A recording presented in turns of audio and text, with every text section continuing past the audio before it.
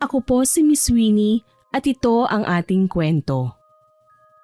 Aba naman Sarah, hindi pa pumuputok ang araw, nandito ka na't nangiistorbo? Sa tuwing wala kang mahuthot sa iba, ako na lang palagi ang nilalapitan mo. Hindi naman ho sa ganoon, Tia Benita. Sadyang wala lang po talaga akong mapalimusan kagabi dahil malakas ang buhos ng ulan. Wala pong tao sa lansangan kaya wala rin pong nag-abot kahit isang kusing. Kung akala mo, palaging bukas ang bulsa ko para sa'yo, nagkakamali ka. Kahit ako'y nagtatrabaho, hindi ibig sabihin na may sobra akong maibibigay. Hindi ako bangko, Sarah. Alam ko naman ho yun, Tiye.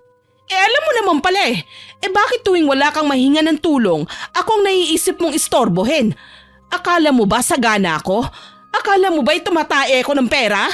Kung ganon, sana di na ako kumakayod na parang kalabaw.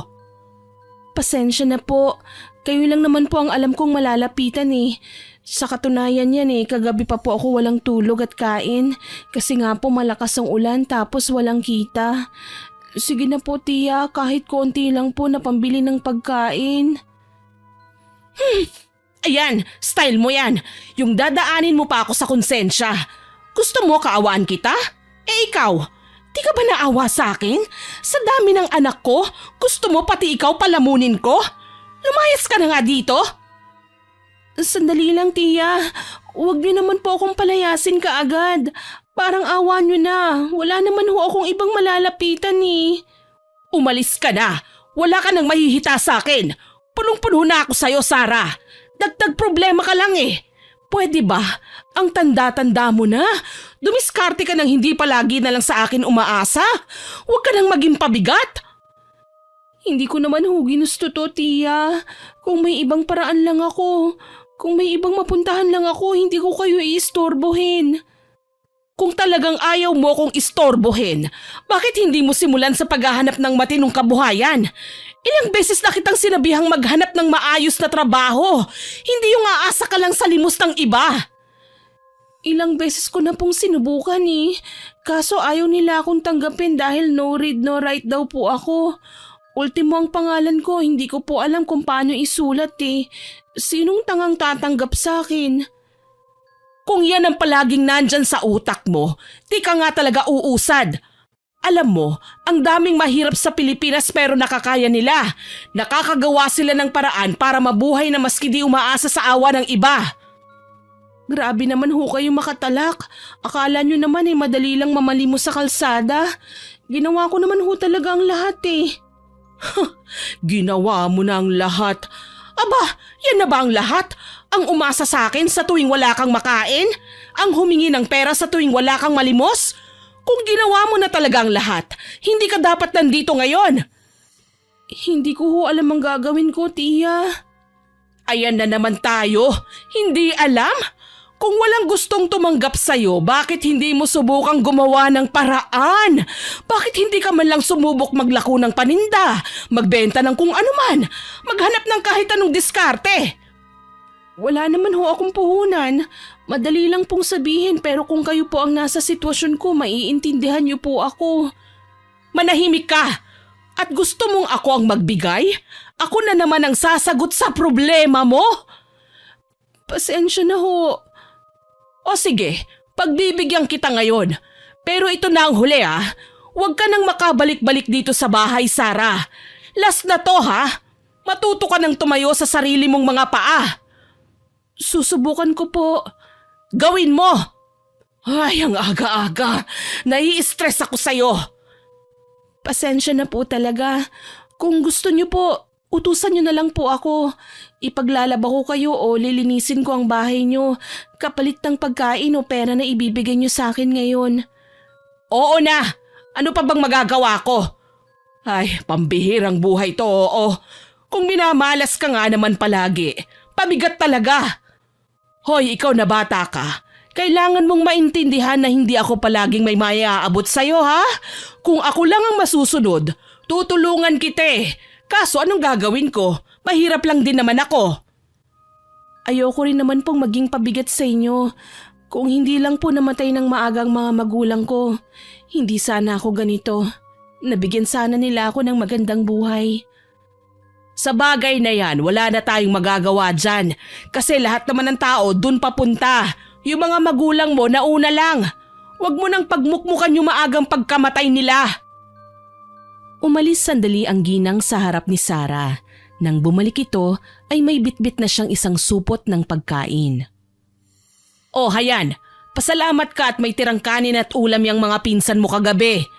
Oh, kunin mo na yan at umalis ka na dito bago pa magising ang mga yon. Salamat po, tiya. Pero bigyan niyo naman po ako maski konting pera. Sige na po. Wala nga akong pera. Kaya nga yan lang ang maibibigay ko sa'yo. Alam mo, kung wala ka ng pag-asa, ba't di mo subukang pumasok sa club? Maganda ka naman. Pipilahan ka ng mga lalaki. Sigurado ko. Kesa nagtitiis ka dyan sa lansangan na namamalimos. Sige na, alis na! Habang naglalakad si Sarah palayo sa bahay ng kanyang tiyahin, ramdam niya ang bigat ng mga salitang binitiwan nito. Masakit pakinggan pero alam niyang may katotohanan ng iba doon. Wala siyang matatakbuhan, wala siyang matutuluyan, at wala siyang kasiguraduhan sa kanyang kinabukasan. Hawak niya ang supot ng pagkain, isang munting biyaya sa gitna ng kanyang desperasyon. Ngunit ang huling sinabi ni Aling Binita ang lalong gumulo sa kanyang isipan. Pumasok sa club. Alam niyang maraming babae ang napipilitang gawin yon para lang mabuhay. Pero yun ba talaga ang tanging daan para sa kanya? Hindi niya alam kung ano ang mas mahirap, ang gutumin o ang ibenta ang sarili. Napahinto siya saglit sa kanto. Tinignan ang langit na unti-unti nang lumiliwanag. Ano na lang kaya ang sasabihin ni nanay at tatay kung buhay pa sila? Tahimik siyang nagdasal, umaasang may ibang paraan, isang mas maayos na landas para sa kanya. Wala siyang kasiguraduhan kung saan siya pupunta, pero isa lang ang alam niya, hindi siya susuko. Si Sarah ay 20 taong gulang na at wala nang natitirang kamag-anak maliban kay Aling Binita. Subalit sa kabila nito ay hindi naman siya itinuturing na kapamilya nito at madalas isa lang siyang yagit na ilang beses na pinapalayas. 8 taong gulang pa lamang siya noon nang mamatay ang kanyang mga magulang sa isang trahedya. At mula noon sa lansangan na siya tumira. Uy, Sarah! Pampira! Dire-diretso ka lang ah. Hindi ka namamansin. Sir Joseph, kayo po pala. Sorry po, hindi ko kayo napansin. Ba't parang ang lalim ng iniisip mo? May problema ka ba? Wala naman po. Sigurado ka ba? Baka may maitulong ako, magsabi ka lang. Wala po akong problema. Ayos lang po ako. Salamat po. Hindi ako naniniwala sa'yo. Kanina pa kita tinitignan eh. May problema ka alam ko. Ano ba nangyari sa'yo? Ang totoo po, wala po talaga akong napalimusan kagabi kaya hindi ko po alam kung saan ako kukuha ng pagkain ngayon. Nahihirapan na po akong mamalimos kasi madalas nagrereklamo na yung mga hinihingan ko. Malakas pa daw ho ako sa kanila eh. Magtrabaho daw ho ako.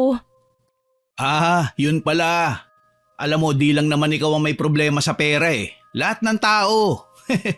Pero di ba, may tiya ka naman. Ba't di ka humingi ng tulong dun? Ginawa ko na po, pero binigyan lang ako ng bahaw at konting ulam.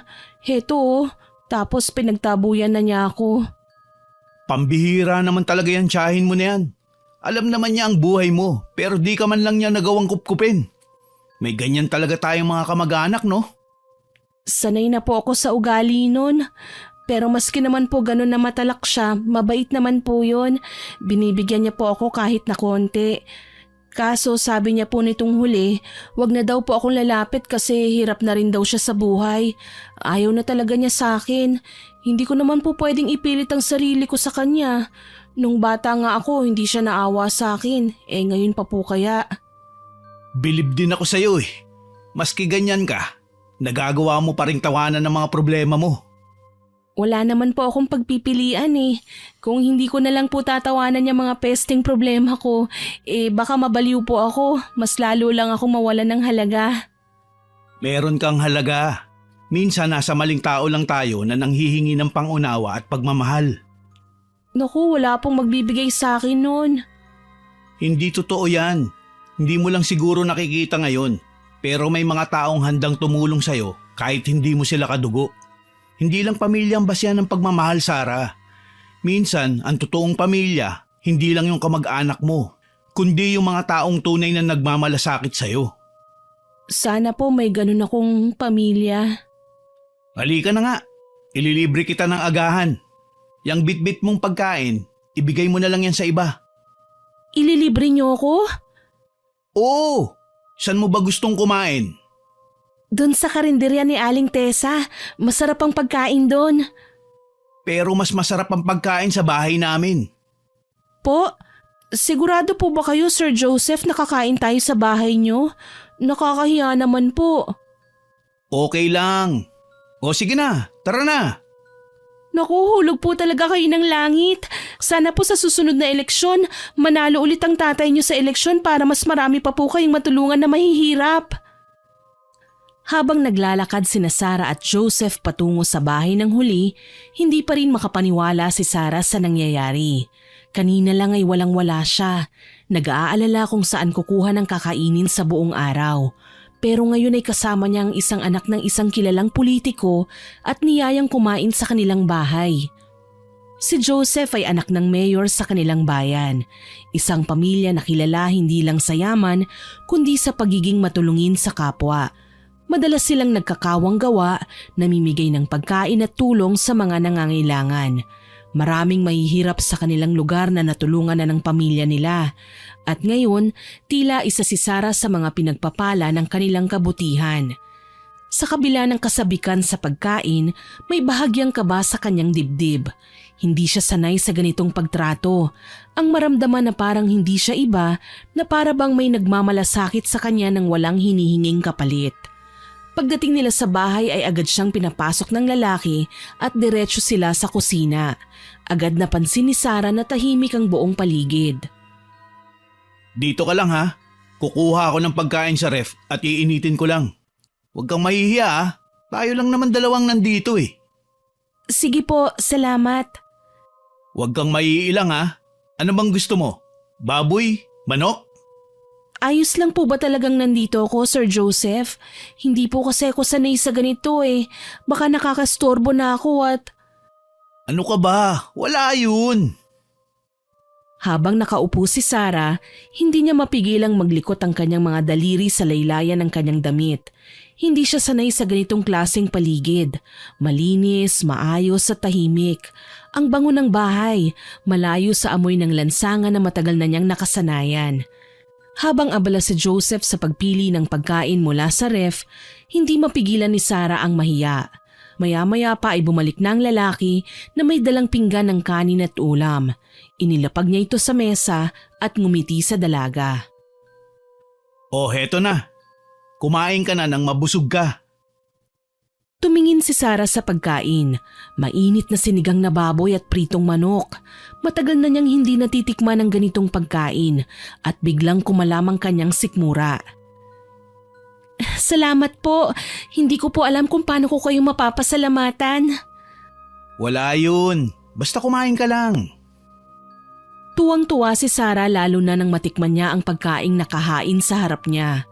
Sa unang subo pa lang ay naramdaman na niya ang kakaibang init at sarap nun. Hindi na siya nahiya, nilantakan na niya ang pagkain. Ngunit habang sarap na sarap siya ay biglang tumayo si Joseph at pumwesto sa kanyang likuran. Hinawakan nito ang kanyang likod at hinaplos yun ng marahan. Sir, ano pong ginagawa niyo? Wala naman. Minamasahe lang kita para ma-relax ka. Ay, wag na po. Nakakahiya. Ayos lang. Wala kang dapat na ikahiya. Mukha ka kasing tensyonado kaya naisip ko na kailangan mong mag-relax. Kailangan mo ng masahe, Sarah. Sir, okay na po ako. Busog na ako. Salamat po sa pagkain. Teka, ba't ka nagmamadali? Natatakot ka ba sa akin? Sir, tama na po. Lalabas na ako. Umupo ka nga. Di naman kita sasaktan. Wala naman akong gagawing masama sa'yo. Hindi po ako komportable sa ginagawa niyo eh. Bitiwan niyo na ho ako. Ang lambot ng katawan mo, Sarah. Maski madumi ka, makinis ang kutis mo. Ano bang sinasabi mo? Sabi ng bitiwan mo ako eh. Umupo ka at huwag kang gagalaw kundi masasaktan ka talaga sa akin. Sir, para mo nang awa. Huwag po. Alam mo bang ang ganda-ganda mo? Nag-umpisang manginig ang buong katawan ng babae habang nararamdaman niya ang malamig na kamay ni Joseph na gumagapang sa kanyang leeg at batok. Sir Joseph, maawa na po kayo. Huwag po. Ngunit hindi siya tumigil. Mas lalong dumulas ang kanyang mga daliri pababa sa braso ni Sarah, habang ang isang kamay naman ay mahigpit na nakahawak sa kanyang balikat. Ramdam ni Sarah ang bigat ng kanyang paghinga sa kanyang tenga. Sinubukan niyang kumawala, ngunit lalo lamang humigpit ang hawak ng lalaki. Huwag mo nang isipin pang manlaban, Sarah. Ayoko pang gumamit ng dahas. Kaya pumayag ka na. Tumayo ka dyan. Nagpumiglas si Sarah, ngunit kinaladkad siya ng lalaki papunta sa sala at marahas niya itong binagsak sa sofa. Napaatras siya, pilit na inilalayo ang sarili mula sa lalaking hayok na nakatitig sa kanyang katawan. Pumatak ang mga luha niya, pero sa kabila ng kanyang takot, inipon niya ang lakas ng loob. Hindi ako pwedeng sumuko! Hindi ako pwedeng bumigay! Habang palapit si Joseph, napatingin siya sa isang vase na nasa kalapit na mesa. Huwag ka nang pumalag. Di naman kita sasaktan eh. Paliligayahin kita. Bitiwan mo ako! Manyak ka! Huwag ka nang mag-inarte. Napakaswerte mo nga at ako to. Anak ako ng mayor dito sa bayan natin. Hindi ka ba proud na ang magpapaligaya sa'yo ay isang katulad ko? Bitiwan mo ako! Wala kang karapatan na bastusin ako! Ang arte mo ah. Oo, maganda ka. Pero isa ka lang pulubi sa daan.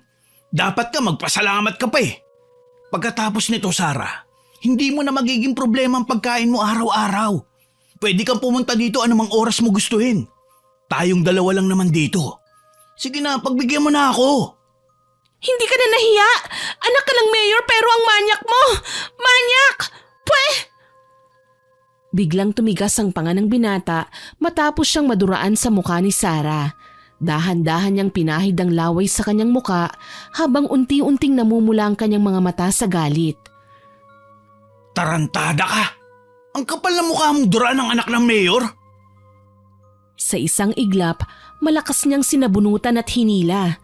Napasigaw si Sarah sa sakit at pilit na inaalis ang kamay ng binata mula sa kanyang buhok. Bitiwan mo ako! Hayop ka! Pero hindi siya pinakinggan ni Joseph. Sa halip, mas lalo pang hinigpitan nito ang hawak sa kanya. Gusto mo ng ganyanan ha? Akala mo kung sino kang malinis? Wala kang kwenta. Isa ka lang hamak na pulubi. Pinilit ni Sarah na lumaban. Pilit niyang sinuntok at sinipa ang lalaki. Ngunit mas malakas ito sa kanya. Nagsimula siyang magpumiglas ng husto. Hindi alintana ang sakit na dulot ng mahigpit nitong hawak. Sa sobrang galit ni Joseph, itinulak niya si Sarah ng malakas. Tumama ang likod nito sa gilid ng lamesa, dahilan upang siya'y mapahandusay sa sahig. Napangiwi siya sa sakit pero hindi siya nagpatinag. Habang palapit si Joseph, agad niyang inabot ang flower vase na nasa tabi niya at buong lakas itong ibinato sa binata. Napaurong si Joseph, napahawak sa kanyang ulo kung saan dumaloy ang dugo mula sa sugat na tinamo. Napamura pa ito habang nakaluhod sa sahig. Nakita ito ni Sarah bilang pagkakataon upang makatakas. Agad siyang tumayo at nagtatakbong palabas ng bahay. Humihingal at nanginginig ang buong katawan. Hindi na siya lumingon pa. Nang tuluyang makalayo, napaupo si Sarah sa gilid ng isang bangketa. Hinihingal siya at pagod na pagod. Niyakap niya ang sarili at tahimik na umiyak. Pilit na pinipigilan ng kanyang mga hikbi. Pakiramdam niya'y pinaglaruan na naman siya ng mundo. Nasa ganoong posisyon siya nang may makitang isang pares ng paa na nasa harapan niya. Nang itaas niya ang kanyang muka upang mapagsino ito, nakita niya ang tiyahing si Aling Benita. Hindi pa man siya nakakapagsalita ay bigla na lamang siya nitong sinampal ng walang pasabi. Napahawak siya agad sa nasaktan at namumulang pisngi. Tia Benita, bakit niyo po ako sinampal? Ano pong nagawa ko? Huwag mo akong gawing tanga, Sara. Alam ko na ang ginawa mo. Anong ginawa ko? Hindi ko po alam ang sinasabi niyo. Huwag kang magkunwari. Alam kong ikaw ang kumuha ng pera ko sa aparador. Isa kang magnanakaw. Hindi po, wala po akong kinuha. Hindi ko po magagawa yun. Huwag kang magsinungaling sa akin. Kanina pa kita hinahanap. Akala mo ba hindi ko malalaman? Alam kong ikaw lang ang nasa bahay nang mawala ang pera ko. Pero wala po akong kinuha. Maawa naman po kayo. Maniwala po kayo sa akin. Diyos ko, Sara. Wala ka na talagang hiya. Hindi pa ba sapat lahat ng naitulong ko sa'yo? Pinakain kita kahit hirap din ako. Binibigyan kita kahit wala rin ako. Tapos ito ang igaganti mo sa akin? Pagkatapos kong tanggapin ka sa bahay ko, ninakawan mo pa ako? Hindi po totoo yan, Tia. Hindi po ako ang nagnakaw. Wala po akong ibang ginawa kundi magtiis, umasa at kumapit kahit ang hirap-hirap na. Bakit ko po kayo gagawa ng masama kung kayo na lang po ang natitirang pamilya ko? Huwag mo na akong paikutin sa drama mo. Hindi mo ako maloloko. Saan mo dinala ang pera ko? Ibalik mo yon. Sa sobrang galit ng matanda, kinurot nito ang braso ni Sara. Napahiyaw sa sakit ang dalaga. Magsabi ka na ng totoo. Saan mo dinala ang pera ko?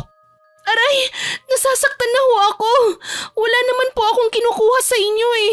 Tsaka paano ko po makukuha yun? Hindi naman po ako pumasok sa bahay nyo. Mangangatwiran ka pa? Ikaw talaga ang malas sa pamilya namin eh.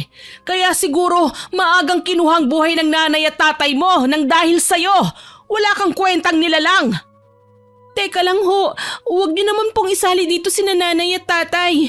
Isasali ko kung sino ang gusto kong isali. Wala kang pakialam. Ikaw ha, sinasabi ko sa'yo, kung hindi mo ibabalik ang pera ko, humanda ka. Ba't ba kasi ang kulit nyo? Wala naman po talaga akong kinuha eh. Maski hubaran nyo ako, wala kayong makikita na pera. Hubaran pala ang gusto mo ha? Itong sa'yo. Itinulak ni Aling Benita si Sara, dahilan upang mapaupo ito sa malamig na semento ng kalsada. Hindi pa siya nakakaangat nang bigla siyang hatakin ng tiyahin. Marahas na hinawakan ng kanyang damit at pilit na hinila ito pataas. Wag po! Maawa naman po kayo! Walang pakialam si Aling Benita. Patuloy niyang hinihila at pinupunit ang luma at manipis na damit ng dalaga. Pilit namang pumapalag si Sara, ngunit sadyang malakas ang tiyahin niya. Wala akong pakialam! Basta ibalik mo ang ninakaw mo! Napunit ang damit ni Sara, dahilan upang malantad ang kanyang katawan. Napayakap siya sa sarili upang takpan ang kanyang balat, ngunit huli na ang lahat. Ang mga taong nakapaligid ay nagsimulang matipon sa kanyang harapan at ang iba ay kinukuhanan siya ng bidyo. Pakiusap po! Tama na po! Hindi tumigil ang matanda, nakataas ang isang kamay na parang susuntukin pa ang dalaga. Sa gitna ng kahihiyan, may isang matandang babae ang lumapit at tinakpan si Sara ng kanyang balabal. Sa wakas, tila natauhan si Aling Benita nang mapansin niyang dumadami na ang nanonood. Napasinghap siya at humakbang paatras, ngunit hindi pa rin nawala ang galit sa kanyang muka. Kayong lahat, tandaan niyo ang pagmumukha ng pulubing ito ha? Wala itong gagawing maganda sa inyo. Ninakaw nito ang perang matagal ko nang iniipon. Malamang sa malamang, pinambili mo na ng droga yun ano? Po, hindi po ako nagdodroga. Hindi po ako ang kumuha ng pera niyo. Kahit ganito lang ako, hindi ako kailanman naglaway sa pagmamayari ng iba. Kaya tumigil na po kayo. At ikaw pa ang matapang talaga ha? Ipakukulong kita, Sara. Narinig mo? Ipakukulong kita! Sa narinig na banta ni Aling Benita, nanlaki ang mga mata ni Sara. Napatingin siya sa mga tao sa paligid. Ang ilan ay nakatingin lang, ang iba na may nagtatawanan. Wala ni isa mang lumapit upang ipagtanggol siya. Wala po akong kasalanan. Sa halip na pakinggan siya, lalong lumapit si Aling Benita. Hinawakan nito ang braso ni Sara at hinila siya ng napakalakas. Sumama ka sa akin sa pulis! Tingnan natin kung paano ka makakalusot! Maawa po kayo sa akin. Habang patuloy silang naghihilahan, biglang lumapit ang matandang kanina ay nagbigay ng balabal kay Sarah. Pinipigilan nito si Aling Benita sa pananakit at pagbibigay ng kahihiyan kay Sarah. Nagtaas ng kilay si Aling Benita at napaatras ng bahagya. Kita sa kanyang muka ang iritasyon. At sino ka ba? Bakit ka nakikialam? Magnanakaw ang batang yan! Sa halip na magpadala sa galit ni Aling Benita, nanatiling kalmado ang matanda. Imbis na makipagtalo, tinanong niya ito ng deretsahan kung magkano ang halagang nawala dito. 2,000! Sa narinig, walang alinlangang kinuha ng matanda ang kanyang maliit na pitaka. Maingat niyang binilang ang laman nito bago iniabot kay Aling Benita ang eksaktong halaga ng sinasabing nawala. Napatingin si Aling Benita sa perang hawak ng matanda. Sandali siyang natigilan, ngunit halata ang pag-aalangan sa kanyang kilos. Nanatiling tahimik ang matanda, matyagang hinihintay ang desisyon. Pero hindi pa man niya naaabot ang perang inaalok niya, bigla namang dumating ang mobil ng pulis. Ayan, sige! Hulihin niyo ang pulubing yan! Magnanakaw yan! Dinampot ng mga pulis ang dalaga. Habang hinihila ng mga pulis si Sarah papunta sa sasakyan, patuloy siyang umiiyak at namumutla sa takot. Wala siyang kalaban-laban. Hindi niya alam kung paano niya ipapaliwanag ang sarili. Sumubok pang humarang ang matandang babae. Pilit na kinakausap ang mga pulis. Pero dahil may nagreklamo, kailangan madala sa presinto ang dalaga. Nanlumo ang matanda at napatingin kay Sarah. Sa ngayon ay halos hindi na makalakad sa panghihina. Marahang tinapik ng matanda ang kanyang likod, hudyat na wala na siyang dapat pang ikatakot. Sa puntong yon, hindi na napigilan ni Sarah ang kanyang luha. Buti nga sa'yo, para matuto kang hindi na magnakaw. Sa kulungan ka dapat mapunta! Hindi na nakasagot si Sarah. Wala na siyang boses. Lahat ng gusto niyang sabihin, gusto niyang ipaliwanag, ay hindi na niya nagawa. Mabilis siyang isinakay sa mobil ng pulis.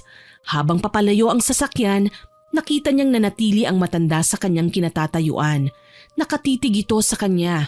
Puno ng lungkot ang mga mata. Lumipas ang maghapon niya sa loob ng masangsang at malamig na kulungan. Nakaupo siya sa sulok at yakap-yakap ang sarili. Alam niyang sa pagkakataong yun ay himala na lang talaga ang makakapagpabago ng kanyang sitwasyon. Wala nang ibang tutulong sa kanya. Mabubulok ako dito. Bakit ganun? Wala naman akong kasalanan na. Ano bang nagawa ko? Maya-maya pa ay bumukas ang rehas at lumapit sa kanya ang isang pulis. Sinabing makakalaya na siya dahil may nagbayad ng kanyang piyansa. Napatingin si Sarah sa pulis, hindi makapaniwala sa narinig. Dahan-dahan siyang tumayo, nanginginig pa rin sa takot at pagod. Sino po? Hindi na sumagot ang pulis at itinuro na lang ang pintuan palabas. Dahan-dahang lumabas si Sarah. Patuloy na nagtataka kung sino ang nagligtas sa kanya. At sa kanyang paglabas, nakita niya si Joseph, nakangisi sa kanya. Ako, Sarah. Ako nagpiyansa sa'yo. Dahil alam kong hindi ikaw ang may kasalanan. Pero kailangan natin mag-usap. Halika, doon tayo sa labas. Ano pang dapat nating pag-usapan? Ano, gusto mong pasalamatan kita? Akala mo ba dahil inilabas mo ako rito, tatanungin ko tong utang na loob matapos ang lahat ng ginawa mo sa akin? Sarah, makinig ka muna. Hindi ko ginusto na humantong sa ganito. Hindi mo ginusto? Sir Joseph, gusto mong iparamdam sa akin na may utang na loob ako sa'yo? Nang dahil inilabas mo ako rito, kailangan kitang tignan bilang tagapagligtas ko? Ano to? Isa na naman bang paraan mo para kontrolin ako? Hindi ganun. Alam kong nagkamali ako. Hindi ko dapat ginawa yun sa'yo. Pero kasi, gusto lang naman kitang tulungan. Tulungan? Sa tingin mo mabubura ng perang binayad mo sa piyansa ang pananamantala mo sa akin? Akala mo ba dahil pinalaya mo ako, mababago ng lahat? Hindi, Sir Joseph. Hindi ko makakalimutan ng ginawa mo.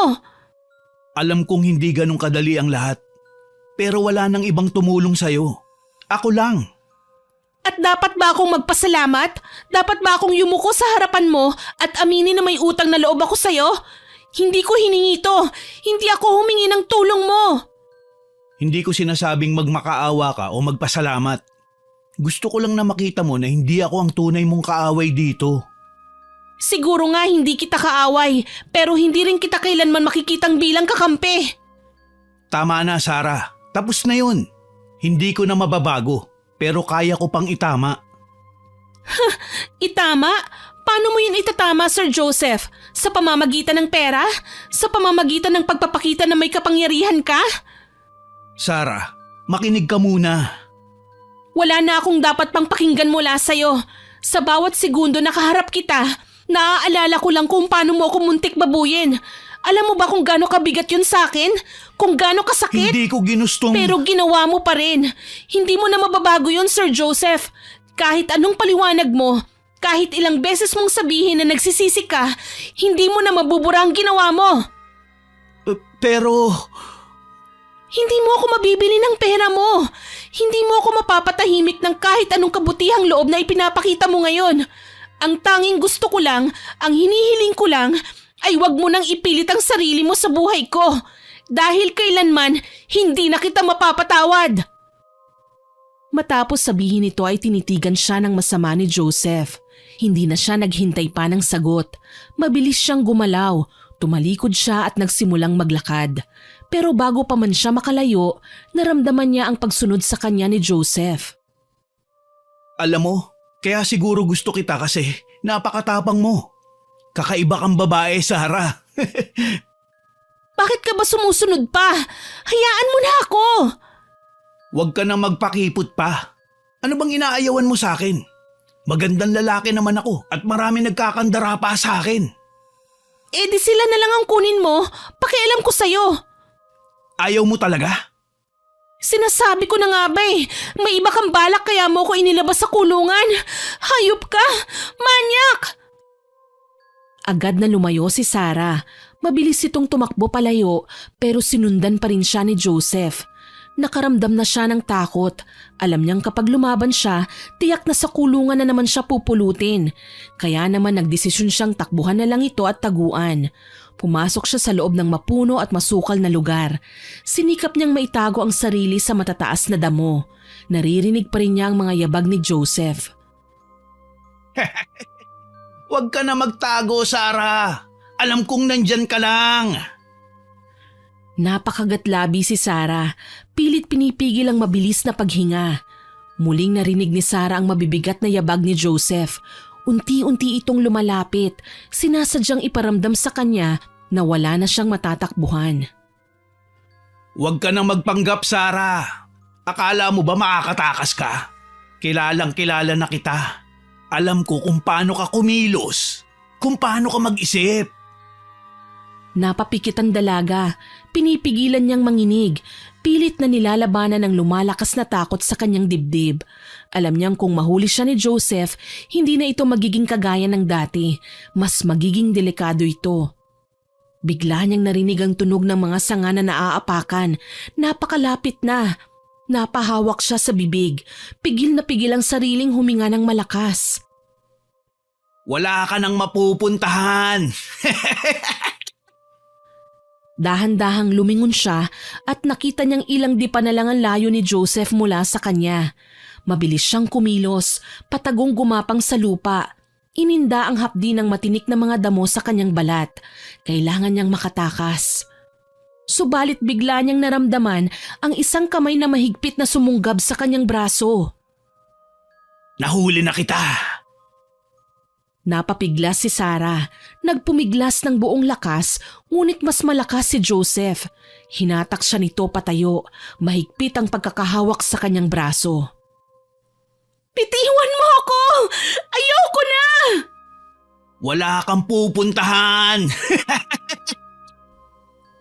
Puno ng takot at galit ang kanyang puso, ngunit alam niyang hindi na siya maaaring sumuko.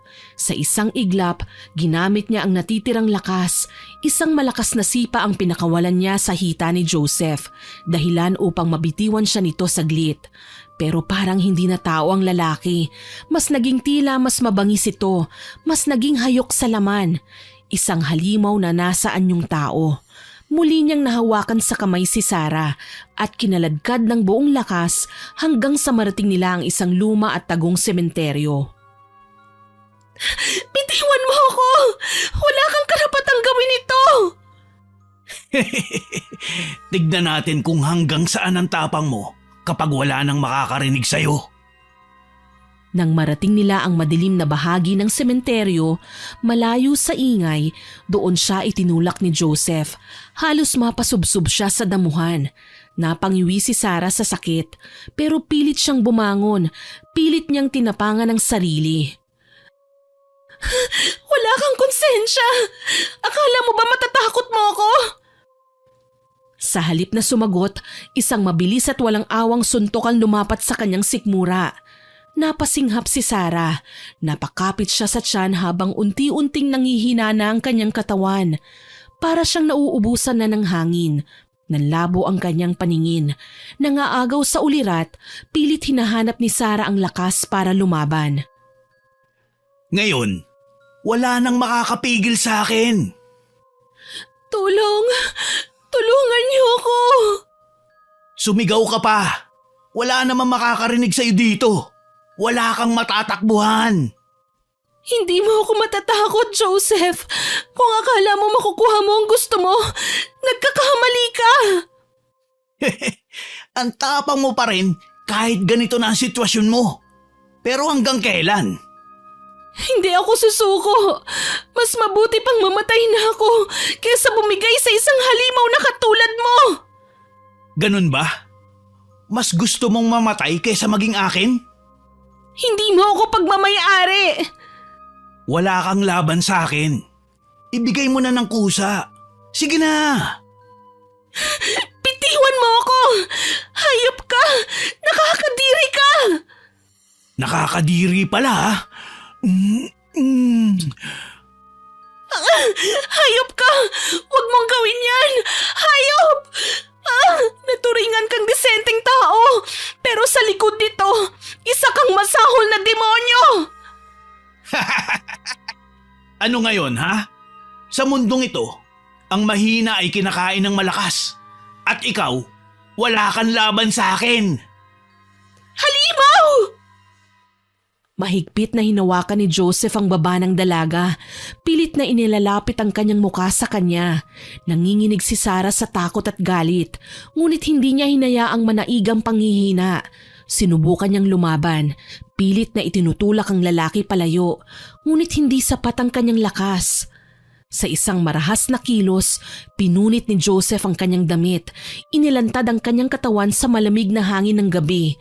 Napapikit si Sarah sa matinding kahihiyan at pangamba, ngunit hindi na niya pinayagang masupil siya ng takot.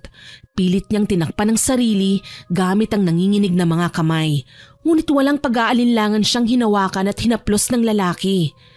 Pilit pa rin siyang lumaban, pero sinuntok siya ulit nito sa sikmura. Namilipit siya sa sakit, ni hindi makapagsalita. Halos mawala na siya ng ulirat. Habang namimilipit sa sakit si Sarah, naramdaman niya ang paggapang ng malamig na kamay ni Joseph sa kanyang braso. Pinilit niyang igalaw ang katawan, ngunit nanlalata na siya, parang nauupos na kandila. Wala nang tutulong sa'yo, Sarah. Kaya huwag ka nang lumaban. Hindi siya sumagot. Sa halip pinag-igihan niya ang pagpiglas. Sinubukang iduldol ang kanyang siko sa dibdib ng lalaki. Ngunit mahigpit ang pagkakahawak nito sa kanya. Napakapit si Sarah sa basang lupa.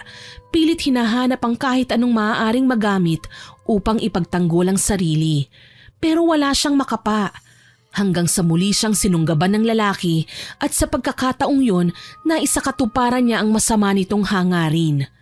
Nang hina at nanlupaypay ang dalaga, ang kanyang katawan ay tigib ng sakit hindi lang sa pisikal kundi maging ang kanyang kalooban. Pinilit niyang niyakap ang sariling nanginginig hindi lang sa lamig kundi sa matinding galit at takot. Takot sa kung ano pang maaaring gawin sa kanya ni Joseph. Nasusuklam siya sa kanyang sarili dahil wala siyang nagawa. Hindi niya matanggap na wala siyang nagawa para ipagtanggol ang kanyang sarili. Dahan-dahang dumaloy ang luha sa kanyang pisngi habang nakatitig sa kawalan.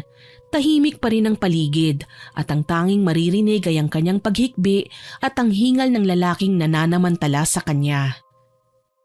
Wala kang puso, Joseph. Isa kang halimaw. Paano mo nagawa sa akin to?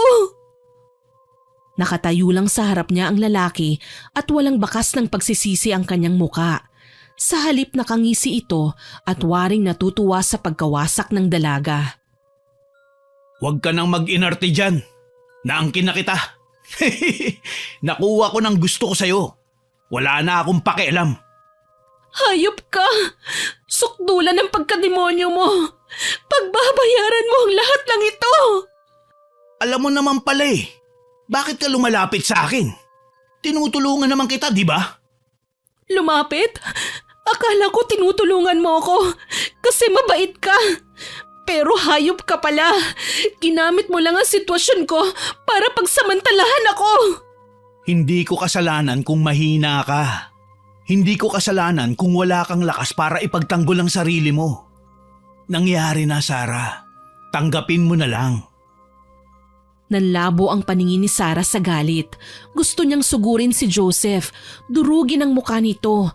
Pero alam niyang wala siyang laban. Pero hindi ibig sabihin na tatahimik na lang siya. Hindi ko ito matatanggap, Joseph.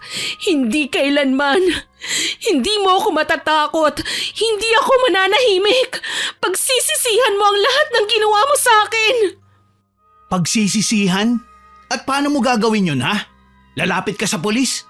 Sinong manhiniwala sa'yo? Ikaw na pulubi? Ikaw na walang kwenta sa mata ng tao? Habang ako… Hayop ka! Mas marami pang kwentang isang pulubi kesa sa'yo.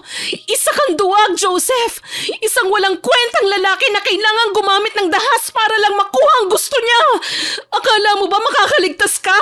Akala mo ba wala akong gagawin? Katakot ah. Pero alam mo naman na wala kang magagawa. Tanggapin mo na lang ha. Hindi ako bibitaw. Kahit na anong mangyari, hindi ako titigil hanggat hindi mo pinagbabayaran ang ginawa mo sa akin. Maniniwala sila sa akin, Joseph.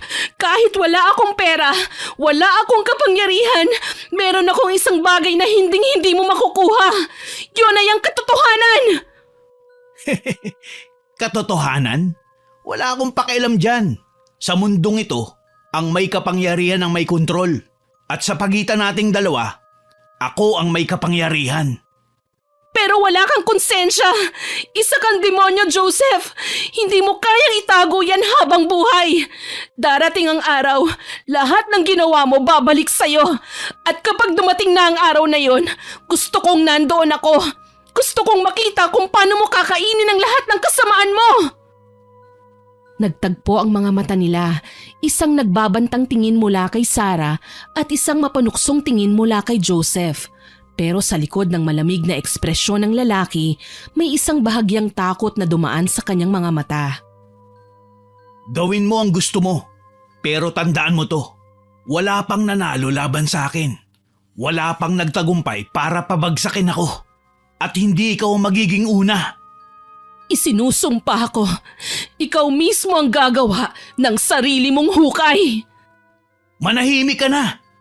Magpasalamat ka at bubuhayin pa kita. Hindi na sumugot pa si Sarah. Sa halip ay tumitig siya ng diretso kay Joseph na puno ng puot ang kanyang mga mata. Napangiti ng mapaitang lalaki, tsaka siya tumalikod at dahan-dahang lumakad palayo. Hindi pa ito tapos, Joseph. Tuloy-tuloy lang ang lalaki, hindi na lumingon. Sa isip niya, tapos na ang lahat. Hindi na niya kailangan mag-alala pa. Iniwan niyang mag-isa si Sarah sa sementeryo, pagod, duguan at gutay-gutay ang kaluluwa. Nang tuluyang mawala sa paningin ng lalaki, unti-unting napaluhod si Sarah. Napakapit siya sa mismong nicho sa harapan niya. Humanda ka! Nang muli niyang idilat ang kanyang mga mata, wala na siyang luha. Matatalim na ang kanyang mga titig. Sa gabing yon, isinumpa niya ang isang bagay na ipapatikim ang impyerno sa lalaking lumapastangan sa kanya. Hindi na siya umimik. Pinilit niyang tumayo maski nanginginig ang kanyang mga binti. Ang sementeryong pinagdalhan kay Sarah ay tila isang piraso ng nakalimutang mundo. Luma, marumi at nakakatakot. Ang mga nicho ay basag-basag na. Ang ilan ay halos natabunan na ng makapal na damo at ugat ng mga naglalakihang kahoy. Sinubukan niyang maglakad pero hirap siya. Ilang beses din siyang nalugmok at nadapa. Nang mapagod ay umupo siya sandali at pinagmasdan ang kapaligiran.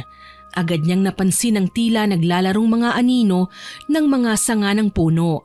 Kakaiba ang nagiging hugis ng mga yon na nagbigay ng kilabot at takot sa dalaga. Sinubukan niya ulit tumayo pero sa di kalayuan may nakita siyang parang anino ng tao. Pero nang tuluyan itong makalapit, nakita niya ang isang nilalang na hindi niya alam kung totoong nabubuhay sa mundo. Isang nilalang na ang katawan ay tao pero ang ulo ay sa kabayo.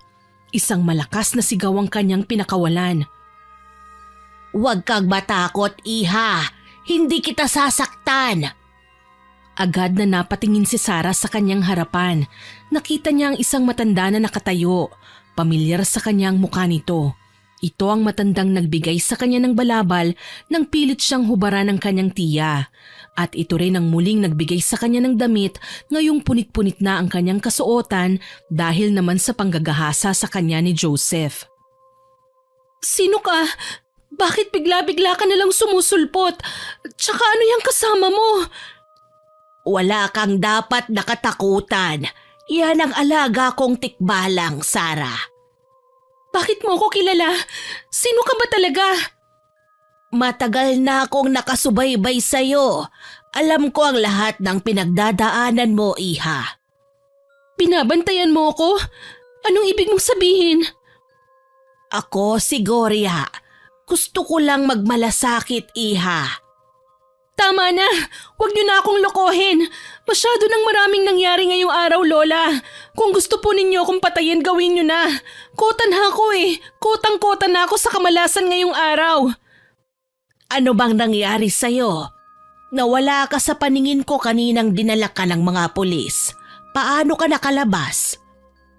"May nagpiyansa po sa akin. Yung walang iyang anak ng mayor. Teka, hindi ba sabi niyo sinusubaybayan niyo ako? Bakit hindi niyo ako tinulungan?" "Sabi ko nga, di ba, nawala ka sa paningin ko nang dinampot ka ng mga pulis." "Eh bakit nandito kayo?" "Dahil dito ang bahay ko. Ikaw nga ang dapat kong tanungin eh. Anong ginagawa mo rito?" "Tinala ako dito para babuyin. Matapos niya akong ilabas sa kulungan, pinaboy niya ako." "Halika. Huwag kang matakot. Nandito na ako." "Lolokohin niyo lang din ako. Iwan niyo na ho ako rito." "Hindi kita lolokohin. Ang totoo niyan, tutulungan kita. Sabihin mo lang." "Tutulungan? Anong tulong ang maibibigay niyo?" "Gusto mong gumanti sa lahat ng mga nanakit sa'yo? Tutulungan kita." "Paano?" "Sumama ka sa akin." "Saan ho tayo pupunta?" "Sa lugar na ligtas ka." Dahan-dahang isinuot ng dalaga ang iniabot na damit sa kanya ng matanda. Nagsimula silang maglakad ng kanyang kasama, pati na ang tikbalang sa dilim, papasok sa pinakagitna ng lumang sementeryo. Doon ay may nakita ang dalaga na isang luma at maliit na bahay kubo. "Matagal na akong nakatira dito, iha." "Nakakatakot dito. Sana hindi na lang ako sumama sa inyo." "Sinabi ko na sa'yo, wala akong masamang... Hindi kita sasaktan. Dahil alam mo, matagal nang itinadhanang mapunta ka sa lugar na ito." Biglang napatakip ng ilong si Sarah nang biglang malanghapang malansang amoy na nagmumula sa kung saan. Amoy nabubulok na karne. "Anong sinasabi niyo?" "Halika, pumasok tayo sa loob. May ipapakita ako sa'yo." Pagpasok nila Agad na bumungad sa dalaga ang madilim at sirasirang loob ng bahay. Ang sahig ay gawa sa luma ng kahoy.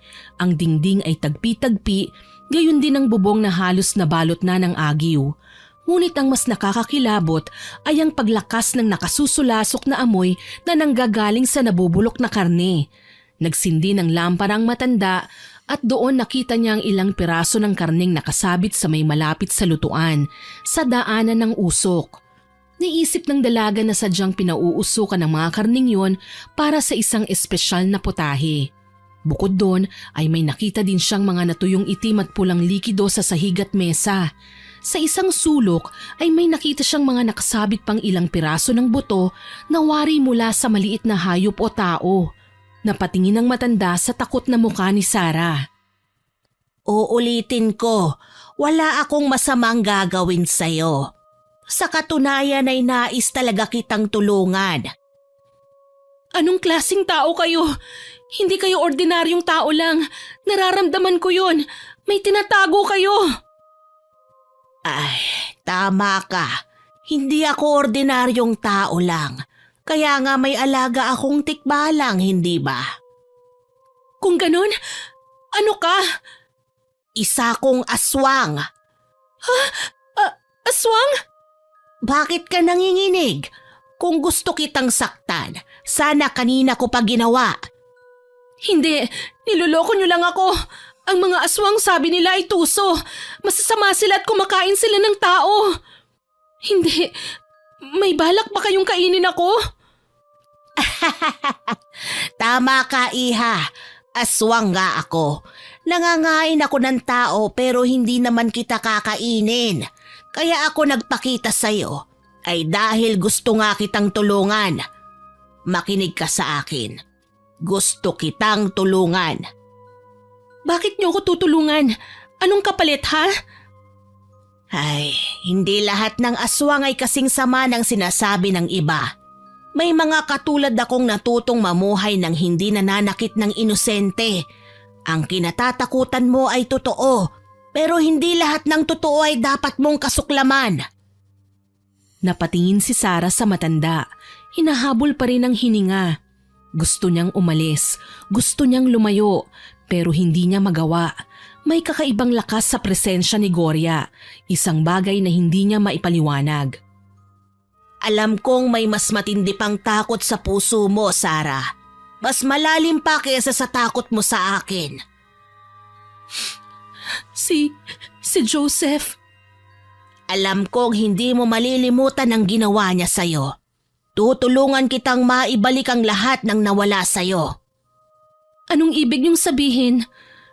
Bibigyan kita ng kapangyarihan. Isang kapangyarihang magpapantay sa timbangan ng hustisya. Sa pamamagitan nito, bibigyan ka ng lakas. Lakas na sisira sa taong nanakit sa'yo. Anong kailangan kong gawin? Inalis ng matanda ang kanyang balabal at tumambad kay Sarah ang kanyang kulubot na balat. Tuyo, nagsusugat at halos malagas na. Ano pong nangyari sa balat niyo? Matanda na ako, Sarah.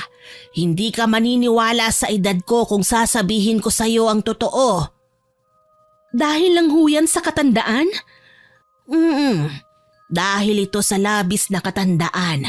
Matagal na akong nabubuhay sa dilim at ngayon gusto ko nang magpahinga. Ano hong kinalaman ko dyan? Hindi ko na kayang pangalagaan ang aking mutya. Hirap na ako, Sarah. Gusto kong mapasayo ang mutya. Gusto kong ikaw ang mangalaga. Ano? Nahihibang na ba kayo? Ipapasa niyo sa akin ang pagiging aswang niyo? Hindi ko tatanggapin yan. Alam kong pagod na pagod ka na rin sa mundo. Kunin mo na ito, Sarah. Ayoko! Alam kong mahirap para sa iyong tanggapin ang bagay na ito. Pero sige, bibigyan kita ng sapat na panahon para makapag-isip. Matapos magkasundo, nakiusap ang matanda na manatili na lang ang dalaga sa kubo kahit isang gabi lang. Pumayag si Sarah dahil alam niyang baka hindi na niya kayanin ang panganib ng gubat kung pipilitin pa rin niyang lumabas. Mas gusto na lang niya ang magpahinga upang mabawi ang kanyang lakas. Nakatulog siya ng mahimbing sa gabing yun. Habang tulog ang dalaga, nakatitig sa kanya si Goryang. Sa kabila ng matinding pagtutol ng dalaga, alam niyang darating ang araw na siya na mismo ang lalapit sa kanya at yayakapin ang kadilimang inaalok niya. Kinabukasan, bumalik sa lansangan si Sarah. Wala naman siyang ibang mapuntahan. Ayaw din naman niyang manatili sa bahay ng aswang. Bumalik siya sa pagiging pulubi sa kalsada. Walang bahay. Walang maaasahan kundi ang sarili niya lang. Habang naglalakad siya suot ang maruming damit at nakayapak sa mainit na semento, muling bumalik sa kanyang isip ang mga masasamang nangyari sa kanya kagabi. Napaupo siya sa bangketa at muling nagsimulang umiyak. Dumaan pa ang mga araw, mas naging balisa at problemado ang dalaga. Hindi siya mapakali, hindi siya matahimik, hanggang sa isang araw, natuklasan niyang nagdadalang tao siya.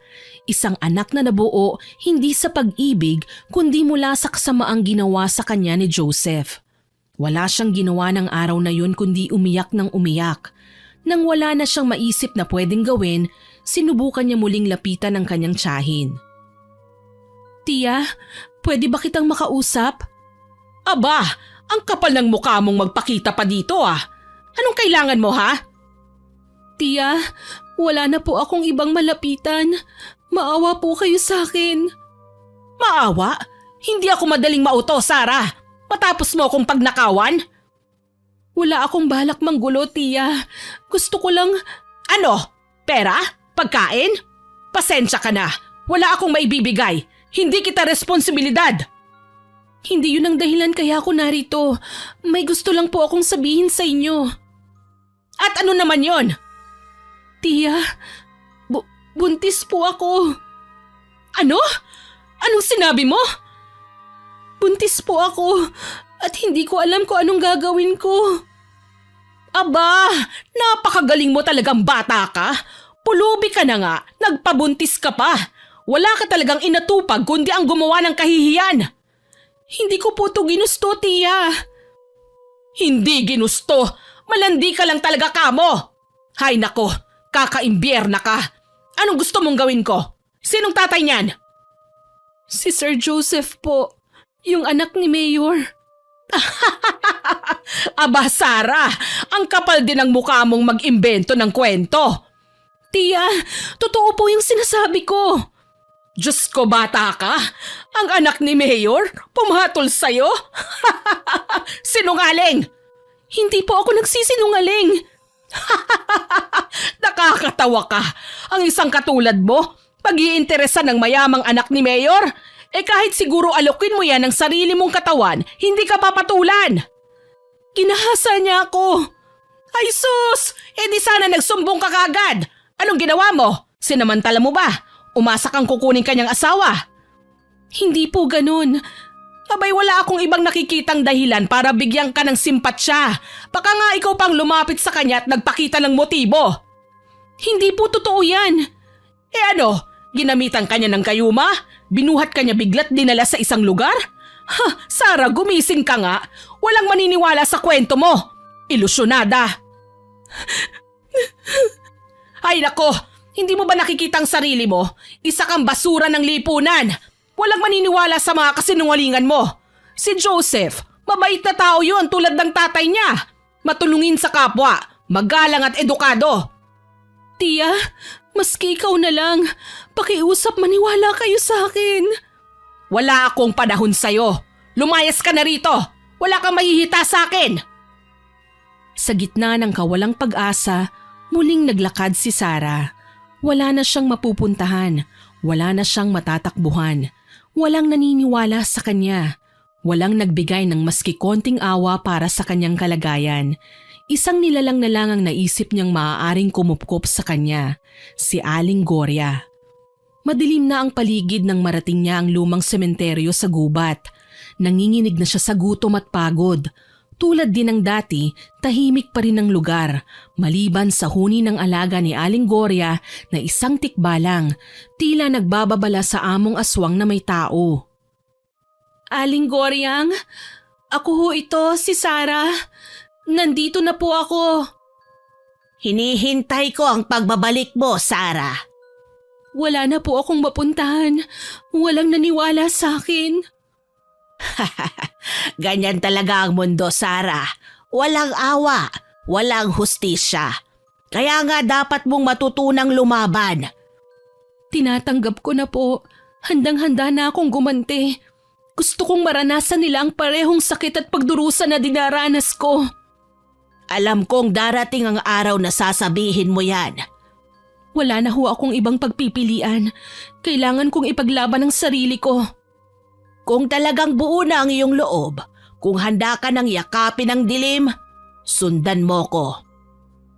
Tahimik na sumunod si Sarah sa matanda. Doon sila sa gitna ng sementeryo.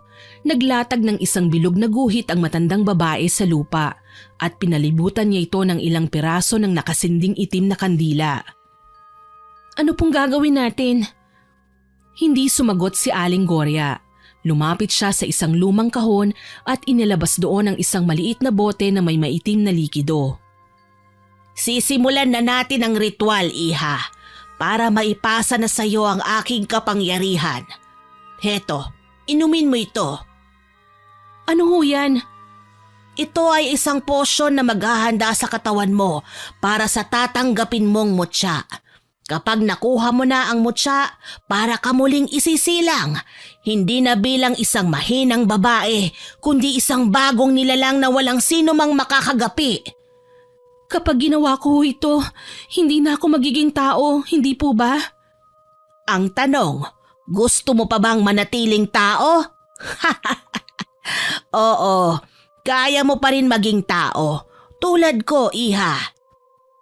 Walang pag-aalinlangang ininom niya ang likido. Sa isang iglap, isang matinding sakit ang kanyang naramdaman. Napasigaw siya, napaluhod sa lupa, namimilipit sa sakit ng tiyan, namuuri ng butil-butil na pawis sa kanyang noo. Ang kanyang mga mata biglang naging itim. Nagsimulang magdasal ang aswang, isang kakaibang dasal na hindi maunawaan ni Sarah. Nagpatuloy ito hanggang sa unti-unting iniluwa nito ang isang puti at bilog na bato mula sa kanyang bibig. Napangiwi si Sarah habang pinagmamasdan ng anyo ng matanda na parang naaagnas na bangkay at ang kanyang bibig na nilalabasan ng mutya puno ng malapot na laway. Ngayon, ipapasa ko na sa iyo ang mutyang ito. Kapag nilunok mo ito, magiging isa ka na sa amin. Hindi mo na mararamdaman ang gutom, pagod at takot.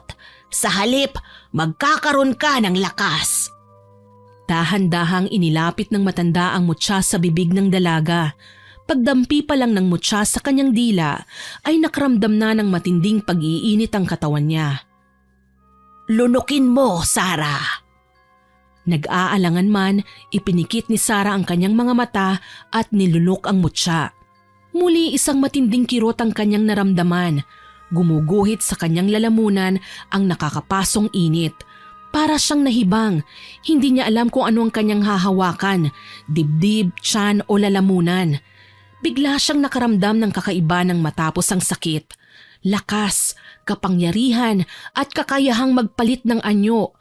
Ang kanyang mga mata ay tila lumabo, ngunit nang bumalik ang kanyang paningin, nakakakita na siya maski sa dilim.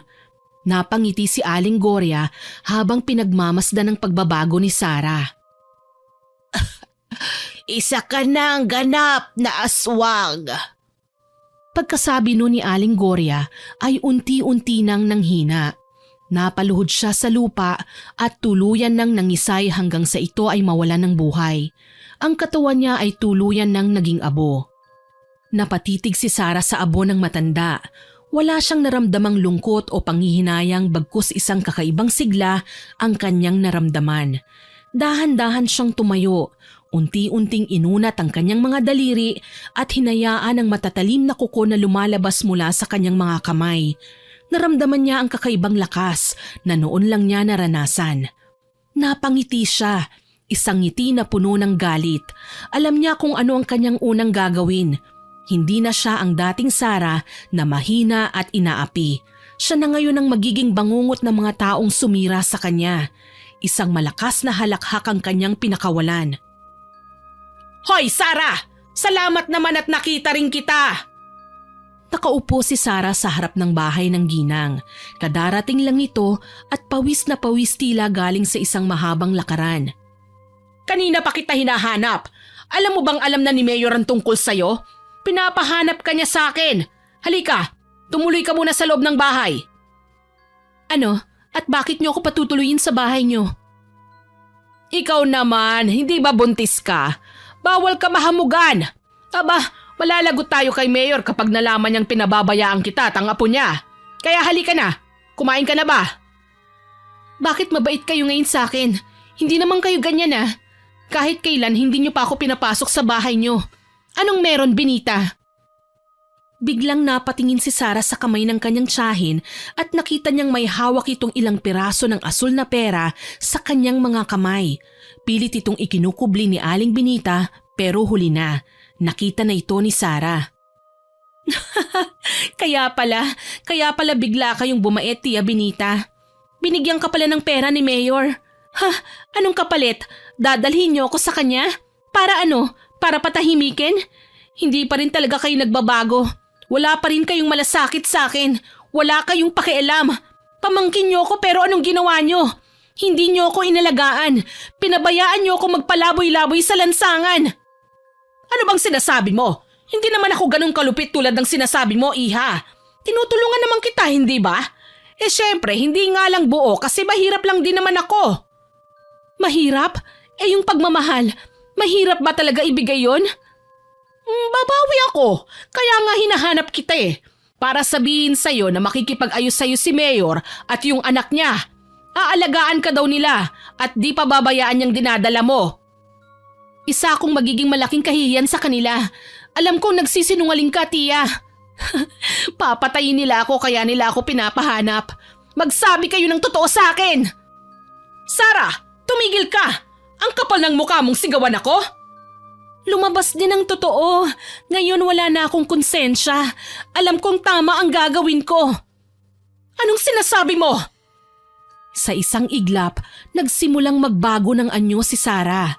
Parang binabali ang buto nito hanggang sa nagkaroon ito ng pakpak na para bang isang paniki. Nagkaroon din siya ng matatalas na kuko at matatalim na pangil. Ang kanyang mga mata ay nabalot ng itim. Sarah? Ano yan? Oras na ng paniningil, Tia Benita. Wag! Bago pa makatawag ng pansin sa ibang tao, naging mabilis ang kilos ng aswang. Sinaksak niya ang dibdib ng Ali at dinukot ang puso nito. Hindi na nakaimik si Aling Benita. Mulat ang mga mata nito habang nakatingin sa puso niyang dinukot ng aswang. Natumba siya at namatay. May puso ka naman pala. Hindi mo lang alam kung paano gamitin. Bago siya umalis sa lugar, kinain niya ang puso ni Aling Benita. Lumipad siya at sunod niyang pinuntahan ang bahay ni Joseph. Natuwa ang aswang nang makita niya sa likod ng bahay ang lalaki. Gumagamit ito ng pinagbabawal na gamot. Teka, di ba ako namamalikmata? Sarah, ikaw ba yan? Ako nga, Joseph. Na-miss mo ba ako? Abay, oo naman. Matagal na nga kitang hinahanap eh. Kaso hindi kita makita. Ayos! Halika dito! Lumapit si Sarah. Mas lalo niyang pinainit ang sitwasyon. Nagpakita siya ng motibo sa lalaki. Tila naman naulol ito sa angking ganda ni Sarah ng gabing yun. Anong ginagawa mo? Nagdodroga ka? Shh! Huwag kang maingay. Baka marinig tayo ni Papa. Magagalit yun. Ano kaya ang masasabi ng tatay mong kagalang-galang kapag nalaman niyang adik ang paborito niyang anak? Tumahimik ka na nga, Sarah. Wala kang nakita, wala kang narinig. Malis ka na lang. Bakit naman? Hindi ba pwedeng sumali? Baka gusto mong may kasama ka habang nilalasap ang bisyo mo. Aba, nagbago ka na yata. Noon, ang hinhin mo. Tapos ngayon, gusto mo kong sabayan sa trip ko? Handa akong gawin ang kahit na ano, Joseph, para sa'yo. Anong ibig mong sabihin? Siguro gusto mong maulit, no? Sabi ko naman sa'yo eh, hahanap-hanapin mo ko. Halika nga, Sandali lang. Huwag kang magmadali. Gusto ko, ako ang masusunod ngayon. Ako ang gagalaw. Gusto mo yon, hindi ba? Promise, hindi mo to pagsisisihan at hindi mo makakalimutan. Unti-unting gumapang ang kamay ni Sarah sa leeg ng binata. Malambing yun at puno ng panunukso. Pero may kakaiba sa kamay ni Sarah.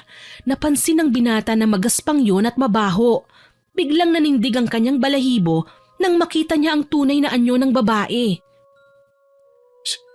Sarah? Akala mo nakalimutan ko na, no? Ngayon, ako naman ang mananakit sa'yo. Wag! Maawa ka sa akin! Maawa ka, Sarah! Hindi na ako nakakaramdam ng awa. Handa ka na bang mamatay? Anong pakiramdam na alam mong magiging hapunan ka na ng katulad mong halimaw, ha? Wag! Bibigyan kita ng pera! Kahit magkano! Wag mo lang akong papatayin! Aanhin ko naman ang pera. Halimaw ka! Halimaw! Tama ka. Isa nga akong halimaw. Biglang napalingon si Sarah sa isang bahagi ng bakuran ni Joseph. May napapangamuyan siyang iba. Parang pakiramdam niya ay may nakamasid at nanonood sa kanyang ginagawa. Pero dahil sa matinding galit niya kay Joseph, hindi niya ito pinansin. Matatapos na ang kasamaan mo, Joseph! Ano bang ginagawa mo? Bitiwan mo ako! Nanlaban ng binata. Sinuntok nito sa mukha ang aswang at sinipa sa sikmura pero baliwala lang ito. Bigla siyang hinawakan sa leeg. Hindi siya makawala. Itinaas siya sa ere gamit lang ang kanyang kamay. Ako? Ako ang multo ng lahat ng kasalanan mo, Joseph. At ngayon, babayaran mo ang lahat ng utang mo sa akin! Tulong! Tulong! Walang makakarinig sa'yo. Wala nang makakapagligtas sa'yo. Sa isang iglap, inginudngod ni Sarah ang mukha ni Joseph sa lupa. Napuno ng putik at dugo ang kanyang bibig at ilong. Nagpupumiglas siya ngunit wala siyang magawa sa lakas ng halimaw na nakadagan sa kanya. Tama na! Maawa ka! Ang sarap pala marinig yan. Ngayon alam mo na ang pakiramdam kung paano mamalimos ng awa. Sarah! Pakiusap! Isa kang malaking kahihiyan. Dapat sa'yo mamatay ng dahan-dahan. Dahan-dahan niyang itinutok ang matatalas niyang kuko sa dibdib ng binata. Inihanda niya ito sa pagsaksak sa dibdib nito.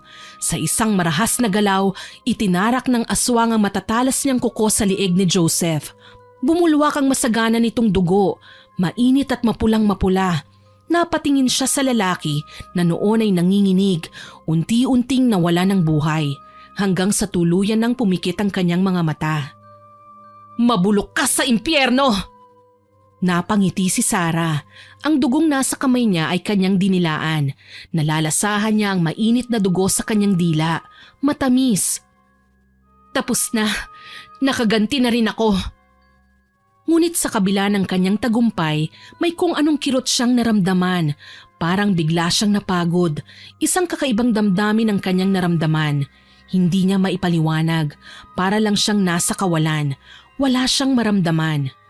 Napatingin siya sa langit, madilim, walang buwan, walang bituin. Hindi niya malaman kung bakit pakiramdam niya ng mga oras na yon ay parang nagdadalamhati ang langit sa kanyang ginawa. Dahan-dahan siyang lumuhod sa tabi ng bangkay ni Joseph. Ang kanyang mga kuko na kanina lang ay ginamit sa pagkitil ng buhay ay unti-unting bumalik sa dati. Hinaplos niya ang pisngi ng binata. Ganyan pala ang itsura mo kapag wala ka ng kontrol. Biglang napansin niya ang refleksyon niya sa salamin ng binata. Ang kanyang anyo, isang nilalang na hindi na niya makilala. Pula ang kanyang mga mata, duguan din ang kanyang muka, kasuklam-suklam ang kanyang anyo. Ha? Ano na ako? Nanginginig siyang tumayo. Sa pagkakataong yun, alam niyang hindi na talaga siya tao. Hindi na siya si Sarah. Isa na siyang ganap na alagad ng dilim. Lumipad siya palayo. Bumalik sa gitna ng lumang sementeryo. Pumasok siya sa kubo at doon umiyak ng walang tigil. Nanginginig ang kanyang katawan hindi dahil sa lamig ng gabi kundi dahil sa konsensya. Habang patuloy siya sa pag-iyak ay nakarinig siya ng kaluskos. Pinakiramdaman niya ang paligid. May mga natatapakang dahon at sanga. Tumigil siya. Alam niyang may ibang presensya sa kanyang paligid. Isang lalaki ang lumitaw sa pinto. Nakatingin ito kay Sarah. "Sino ka?" Hindi na ako magpapaligoy-ligoy pa. Nakita ko ang ginawa mo sa anak ni Mayor. Pagkarinig niya nun ay mabilis na nagbago ang anyo ng dalaga. Handa siyang ipagtanggol ang sarili niya laban sa pangahas na lalaki, sa taong nakakaalam ng kanyang sikreto.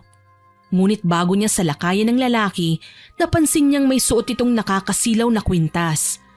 Ang lalaki ay si Ernesto, 35 taong gulang. Isa siyang sikat na antingero at ang tangan niyang mutya ay ang mutya ng hiyas ng kidlat. Isang makapangyarihang anting-anting na may kakayahang lumaban sa anumang nilalang sa dilim. Ang mutyang ito ay isang maliit na bato na nabuo sa lupa matapos tamaan ng isang malakas na kidlat. Bilis at lakas ang kayang ibigay nito sa sinumang tao na pagkalooban ng kalikasan. Bukod sa mutya ay may dala rin siyang botelya na may lamang langis ng niyog na itim. Isang langis na pinaniniwalaang may kakayahang sunugin ang balat ng aswang at pahinain ang kapangyarihan nito. "Hindi ka isang ordinaryong nilalang. Anong kailangan mo? Papatayin mo ba ako?" Ang lahat ng kasamaan kailangang tapusin. "Lalabanan kita! Papatayin kita tulad ng lalaking yon!" Ang pagsigaw na yun ni Sarah ay natawag niya ang alagang tikbalang. Sa isang iglap ay nasa likuran na ito ng antingero. Sinipa niya ang antingero, nasaktan ng lalaki at tumilamsik sa loob ng kubo pero hindi naman niya ito ininda ng mabuti. Matikas pa rin itong nakatayo. May resba ka pa talaga. Kung ganon, uunahin ko na siyang tapusin. Biglang may inilabas ito sa kanyang mga gamit. Laking gulat ng tikbalang nang makitang may mutya ito ng gintong buhok ng kanilang lahi. Agad itong lumuhod sa harapan ng antingero at bahagyang yumukod. Pasensya na, pero katapusan mo na. "Wag! Pabayaan mo ng tikbalang na yan! Ako na lang ang patayin mo! Wala siyang kinalaman sa gulong ginawa ko!" Kung ganon ay humanda ka na. "Handa ako! Hindi ako lalaban!" Lumuhod si Sarah. Pumikit at hinintay ang kanyang kamatayan. Ngunit ilang sandali pa, iminulat niya ang kanyang mga mata. Nakita niyang nakalahad ang mga kamay ni Ernesto. Tumayo ka na. Hindi kita papatayin. "Ha? Bakit? Anong nangyari?" Itinago ng antingero ang kanyang suot na kwintas nang makita niyang hindi makatingin ng diretso ang aswang sa kanya. Nang makaramdam si Sarah na wala na ang panganib, bumalik na ito sa anyo niya bilang tao. Tapos na ang laban. "Anong pinagsasasabi mo?" Hindi naman kamatayan mo ang gusto ko. Hindi kita papatayin. Bibigyan kita ng pagkakataon para magbago. "Pinaglalaruan mo ba ako? Bakit mo to ginagawa?" Ang totoo niyan, itong gabing to, sinagip mo ko sa kasalanan. Nandun ako kanina nung pinapatay mo ang anak ni Mayor. Ang totoo niyan, nandun ako kasi. Kasi bala ko ding patayin ang hayop na yon. Ginahasa niya at pinatay ang nag-iisa kong kapatid. "Ano?" Masamang tao siya. Wala siyang konsensya. Matagal na akong nanghihingi ng hustisya pero wala. Bulag ang lahat. Walang katarungan sa mga tulad natin. Hindi nakapagsalita si Sarah. Ramdam niya ang bawat salitang sinasabi ng lalaki. Pero ngayong gabi, natapos na rin ang paghihintay ko. Natapos na rin ang paghihirap ko. At ikaw ang naging instrumento ng karma para sa kanya. "Ano nang mangyayari sa akin ngayon?" Hindi ka na pwedeng manatili dito. Mahahanap ka ng mga tao rito. Sumama ka sa akin. Ano? Nararamdaman ko na ngayong nakuha mo na ang hustisya. Gusto mong bumalik, di ba? Gusto mong bumalik sa liwanag? Tama ka. Mayroon pang daan palabas. Ako nga pala si Ernesto. Ikaw, anong pangalan mo? Ako si Sarah. Tutulungan kita. Mapapatawad pa ba ako ng Diyos? May pinatay na ako. Kumain ako ng laman at uminom ng dugo. Wala nang kapatawaran ang nagawa ko. Buhay ka pa, Sarah. At habang may buhay, may pagkakataon ka para baguhin ang iyong kapalaran. Hindi mo kailangan manatili sa dilim habang buhay. May alam akong paraan. Maniwala ka sa akin. Paano kung hindi ko kayanin? Baka huli na ang lahat sa akin. Hindi yon ang tanong, Sarah. Ang tanong diyan, gusto mo bang kayanin? Gusto kong subukan. Kung ganon, simulan natin ngayon. Inilabas ng lalaki ang dala niyang botelya na may lamang langis ng itim na nyog. Nilagyan niya ng langis ang kanyang kamay at marahang ipinahid ito sa noo ni Sarah kasabay ng pagdarasal. Alam ni Ernesto na hindi sapat ang kapangyarihan ng itim na nyog para tuluyang alisin ang sumpa ng pagiging aswang ni Sarah, ngunit sapat na ito para pahinain ang kapangyarihan nitong taglay. Sapat na ito para makontrol ang pagkauhaw niya sa dugo at laman. Hindi na siya makakaperwisyo ng ibang tao.